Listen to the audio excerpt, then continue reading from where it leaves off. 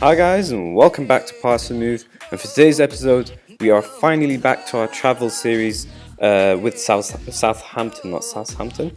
And it's been a while, so I thought maybe just to refresh my brain as well as yours, we'll quickly run through what happened since we left, because it's been ages. We've been focusing on doing the tactics and team guides. By the way, if you still got requests, just let me know in the comments section. I'll get to it eventually. But for now, we're finally going to get back to this travel time series. So it looks like our job security is pretty well, which means we must be doing well. And it is 8 games in the season only, but we are 6th place, which is 6th place rather, which is obviously good because we were expected to be mid-table, if I'm not mistaken. So 8 games, 16 points. Averaging 2 points a game is not too bad. I think we might actually sneak into Europa League spots rather, and that way our finances should improve as well. I mean, we've got 20 million in the bank, could cause or do some damage. For now, it's obviously October, so there's really no time for that right now. But anyways, in terms of tactics, I've actually made some tweaks just before I've started this video. We were playing with passing combinations tactics, or actually formation at least, and roles, but I've switched that around to just try and suit my players a little bit more, and hopefully we should see some more improvements in the squad, I think, or more improved performances. We weren't doing badly at all. I just figured there's no point forcing that on my players just yet when they're not really capable of playing that way, I suppose. But anyways, we are playing a 4-3-3 still, so there's not too much changed. In terms of the competitions, I've gone through it already a little bit, but we'll quickly show you how the schedules looked. We've only lost twice so far this season, to Watford and Tottenham. Tottenham coming in the last game, but we do have tough games coming up against Chelsea, Arsenal, and later on maybe against City, for example. But we really need to break that barrier between being a mid-table team and a Europa League team, and then we can push on from there into Champions League and eventually to title winners. But anyways, I think we can just get into today's game. I think I've shown enough. We can have a quick look at the squad if you'd like. This is how it looks like if we sort it out by position. We've still got Fraser Forster, McCarthy is the backup, Toyan, Bertrand, and as you can tell, basically you can have a quick look through yourselves. We've got some decent players, some decent youngsters, and hopefully we'll see some really good improvements. We'll have a quick look at the transfer history as well. I did come in the summer, and these are the players that I've bought. A little bit expensive, but I just want to remind you guys what actually happened was that I paid for them eventually, I guess you could say, or slowly. Those 12 months payments or whatever. I did it 48 months and just pay them. If you pay them in, I don't know, 22.5 mil over the 48 months, that's not much in terms of finances, but it does eventually add up to being 17 million. So it looks a bit hefty, but it really isn't. Either way, we did manage to sell players worth 54 million. So really, we just spent 7 million, and that's why we have quite a bit of a transfer budget, I guess you could say. And I think that just about covers everything so far. I mean, the season has just begun. But let's get into today's game against Chelsea, and hopefully we'll see some good performances. I think we can just go ahead and start with this team. We are at home, of course, so I would expect us to do a little bit better, of course, than if we were away from home at Chelsea Stadium at Stamford Bridge. But football's a funny game, and you never really know how it's gonna go, I guess. So Chelsea are the favourites, and it looks like the odds expert is fancying Chelsea for this game as well. If we do manage to win, we will pull away a bit from Chelsea, as well as creep into the Champions League spots. Liverpool already have played their game. If we get 19 points, it would be incredible. So let's try and do that. Basically, we have to try and encourage our players to do so. Chelsea playing a 4-4-2. They've got Carlo Ancelloti back at Chelsea. Quite incredible, really. But hopefully we can beat a manager who's won the Champions League 3 times at three different clubs. It's not too tough to do, is it?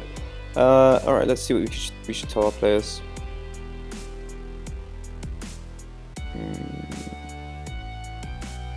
Try and get better performance out of them. I mean, morale's not really low.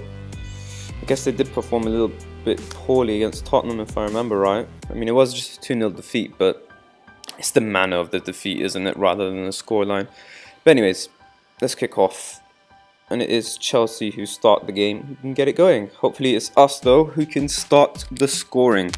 And hopefully keep a clean sheet actually. Hopefully we're the only ones who score. But either way, Kante's got the ball and now it's Ward-Prowse with the Santa Mina. But again, it's Chelsea who get it back. And Willian leads the way, but thankfully, I was going to say unfortunately, but thankfully it's actually just ended there. So, against the 4-4-2 with the 4-3-3, I should expect my team to dominate possession, but so far it's not the case. We do have a set piece though, and Santimina at the far post. He's managed to score as a complete forward. Maybe that does really suit him a little bit more than a false 9, I think. But either way, 1-0 to us. And as the commentator says, Chelsea couldn't have wished for a worse start than that. It's perfect for us really. Now that they've gone more attacking, we're already started on the counter. I would expect us to hit them on the counter even more now, just drawing them in and hitting them on the counter basically. We had more shots, we've also had the better half chance, and like I said, we are dominating possession. It's just, you know, tactics I suppose. It's not even that we are playing tactically in the sense that it's not our instructions that are getting us. Obviously it is our instructions as well, but I would say the main bit is our formation. The 4-3-3 against the 4-4-2, the 4-3-3 will always dominate possession. We do have to keep an eye out on their you know, countering. They do have a set piece here.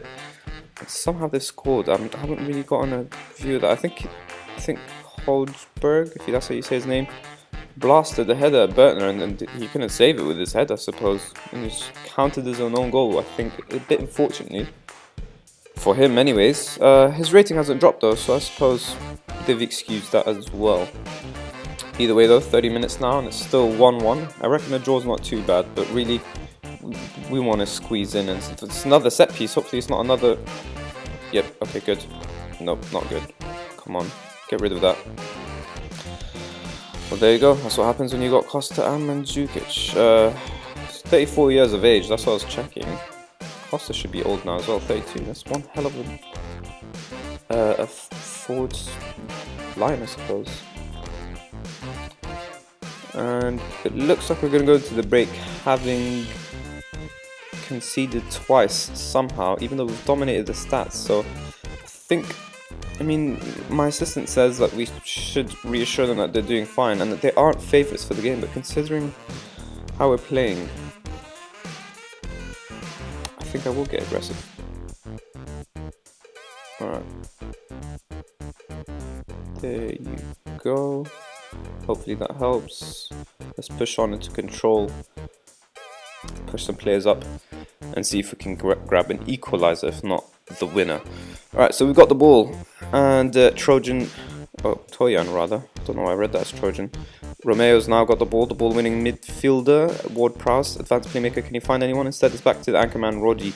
Romeo though does find Redmond, and somehow he hasn't scored, all down to Courtois rather than bad finishing, I think. But it was the first clear-cut chance of the game, and unfortunately we didn't capitalise. Story of the season so far. Bertrand's got it now though, and that's the end of the highlight. So as my assistant says here, despite the scoreline, we have dominated the game. The statistics have all gone our way. With control, we've lost a little bit of possession. Ironically enough, I think it's probably because we're taking more risks, but still not good enough. We need to push on and get a winner. Alright.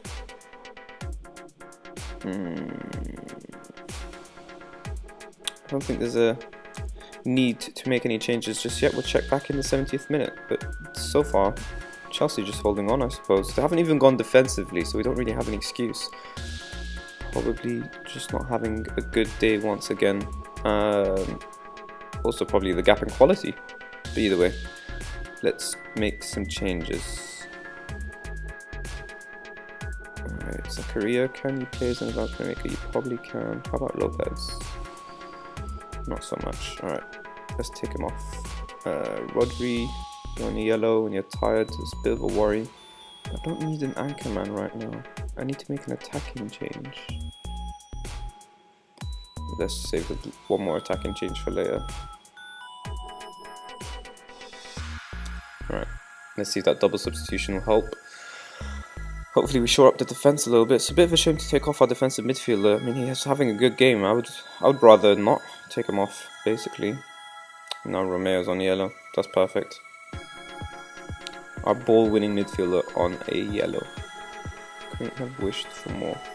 Alright, let's switch to attacking now, and hopefully we can actually get the equaliser this time. We've definitely played better than Chelsea, just unfortunately conceded some set pieces.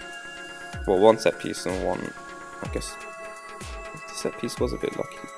Either way, we've got one more substitution to make, and we will make that substitution. Alright, so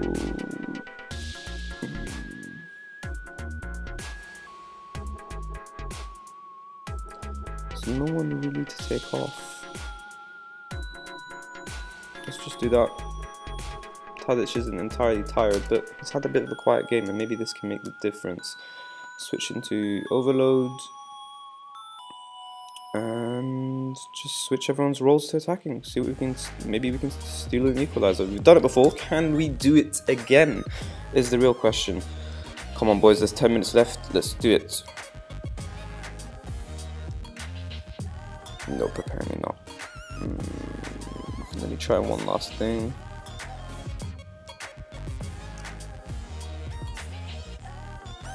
No? Anything? Come on, we've completely outperformed them. Incredible. God knows how Chelsea got away with that. And that is 3 points for Chelsea, 2-1 loss at home. And the players, a little bit unlucky, I suppose. I mean, I normally just do that to save the morale, but they were kind of unlucky. But really, we need to be winning those games if we do want to compete. Chelsea climbing the table while we tumble down, and that's not good. We were trying to separate ourselves from those type of teams. But either way, the holders Manchester United are second, and Arsenal, who play next. But thankfully, it's the EFL Cup, not the Premier League. We need to try and win some games before we face City. So if we win Sunderland, Brighton, West Brom, and then we face City, that would be perfect. But anyways, I think we will stick to our 4-game policy or whatnot. And that way, you know, 1, 2, 3, 4, and then show you the 5th. That would be City actually anyway, so maybe we'll do that. You'll see with next episode who we play, but most likely it will be Manchester City. So if you did like today's episode, then please do, of course, hit the like button and subscribe for more daily Football Manager 2017 content. And as always, thank you all for watching.